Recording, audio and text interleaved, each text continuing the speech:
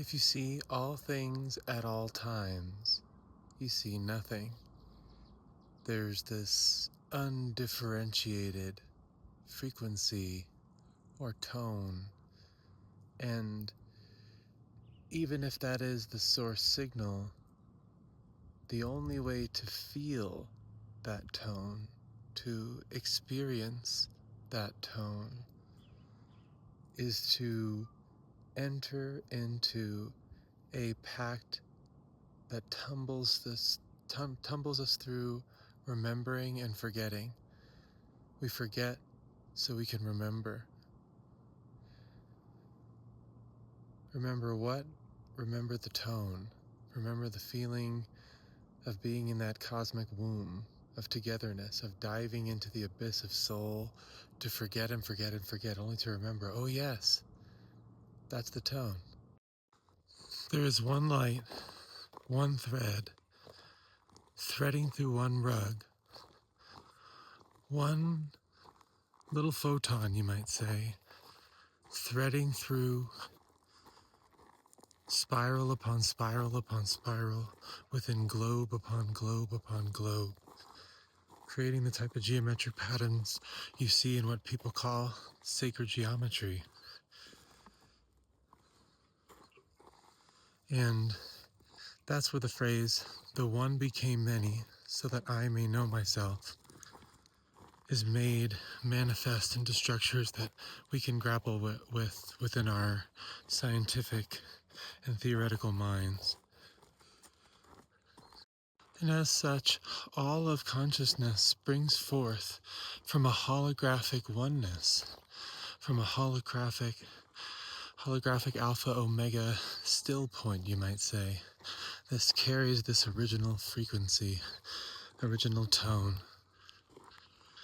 And so our notions of 3D reality, inspired by previous thought and made manifest in things like classical gravity, classical mechanics, are now seen through a lens that ends the spookiness and ends the strangeness with a clarity in harmony and frequency. As I've mentioned, in cymatics, when a pulse enters the field, there are two polar eddies formed, and they start to spin in different directions. And as you can see, this first formation of the spiral are the polarities of alpha and omega. And the spiral then continues down into further polar eddies that do the same thing, all the way down the fractalized spiral. And these then enter polar dances maybe we can call remembering and forgetting, for example. And these dances are really dancing like Ouroboros, in the sense that it is the one became many so that I may know myself, forgetting only to remember, dying to live. This dance becomes recursive. It folds in on itself. And that one photon, that one light, that one tone that's emitted from the colloquial Big Bang creates the two polar eddies of alpha and omega, and in that sense travels all the way to omega and recursively spins back, creating a dance of the polar handshake, secretly conjoined, secretly cohered, secretly trying to permeate and dissolve all boundaries in a long act of remembering, the cosmic drama of remembering. The tuning fork then is when you, as the observer, use the tone, the one frequency of alpha omega, within the bend of the spiral. And when you do that, you basically harmonize and align with that source energy, you may say, the primordial echo. And in that, the entire field wants to bend towards that, like a tree growing towards the sunlight. Why? Because it's the source. all of us given a pathway through the soul labyrinth.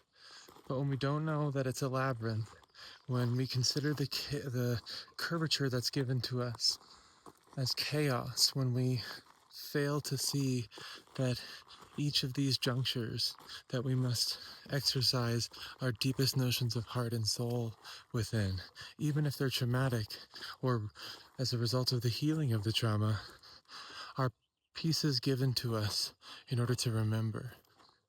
And if we forsake that and take the curvature of your lens, refracting the one light, instead as chaos, unwarranted,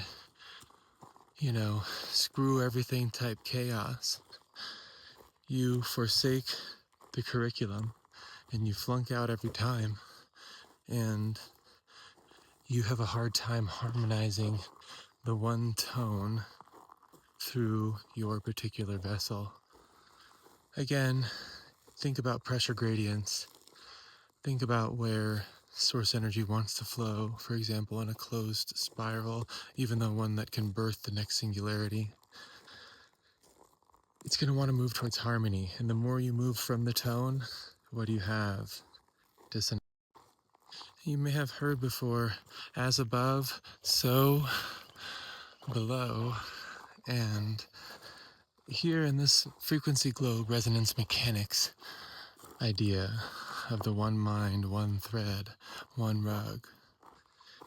Again, we can point to the spherical geometrical patterns created by one single photon spiraling within a sphere, which you can look up diagrams on. But that's the one light, the one thread, the one rug, up through the spiraling rug. And when you have something that we call the frequency globe, the one mind mirrors your mind. The one mind mirrors each holographic dewdrop in Indra's web, reflecting not only its own light, but the light of the all. And if you forsake the latter, that your light comes from the light of the all,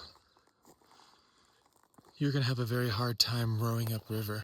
What does this AI stuff have to do with resonance mechanics and what I call the frequency globe? Well, we for a long time have lived with lenses pasted upon our eyes that I now am propositing are far beyond rusty and antiquated, that now our notions of 3D linear causality influenced by classical mechanics, and our notions of form and space, and